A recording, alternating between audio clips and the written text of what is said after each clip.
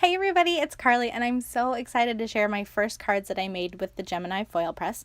I wasn't too sure about getting another tool because I'm trying to be a little more minimalistic with my crafting supplies, but that's completely out the window because I love this thing and I want all the things that go with it. So there's a power switch on the side, then a power switch on top. Then you're going to choose your temperature. Now I'm using paper and I'm doing paper crafty things, so I want low. Then the little guide that comes with your machine has a great chart that tells you how long to preheat for, depending on the size of your die and the kind of material. I'm using a very small die and I'm using 80-pound cardstock, so I'm setting it for 10 seconds to preheat. So I've got my die down, cutting surface up, facing you with the cutting lines, and then that plate that comes with the press on top of it to kind of help keep the heat in. Once the timer goes off and there's a little beep, you're going to put your foil on, pretty side down towards the die, put your cardstock on top, and then it just pulls right out of there and goes through your die cut machine. Like that is the sandwich to go through your Gemini Junior. Now you take it off, there's these awesome magnetic tweezers that are so fun to take off your hot die and set it on a little silicone mat to cool down. And then you peel that foil off and check that out. Isn't it so pretty? Oh my gosh. So it foils and kind of like debosses the image.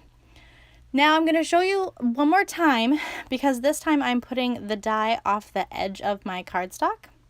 And why is that important? You might be able to see on my foil press plate right there. So I'm letting it preheat again. Then I am putting that foil down, remember, pretty side down on top of your die, then the cardstock. And then, see, I have the foil and the die underneath it coming off of the cardstock. So I'm going to put a little piece of printer paper, just like copy weight, on top. Because if I don't, look, that's what happens. When you don't, it transfers to your mat, which is no problem. I've been using it since then. Haven't had any issues with it transferring back onto projects. But, you know, just in case you want it to stay pretty looking.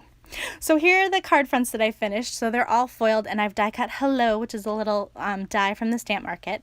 And I'm going to put foil behind that. Now, other foils you probably have in your collection are transfer foils. So let me just tell you. So you can see as I'm kind of spacing out, putting together, I will tell you about the foil. So other foils are transfer foils, and they work with adhesive, and they might work with your laminator. So like Heidi Swap and Thermalweb, they will not work with this machine. However, this foil, which is a thermal foil, not a transfer foil, will still work with adhesive.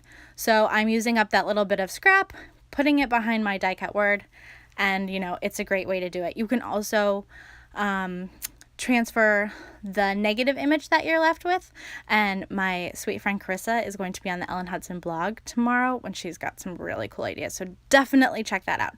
Okay, but anyway, you can see me finishing assembling the rest of this card. I just put a little bit of glue around the opening of the letters that I've die cut so they don't peel up or get weird, and then I'm using Be Creative tape to tape it all together. So you might have a ton of questions. I'm probably going through this like a crazy person. Leave your questions in the comments below and I will try to answer everything. And if I don't know, I'll try to figure it out. So thanks so much for watching. You're going to see a lot more with the foil press because I adore it. You can see the supplies below, and have a great day.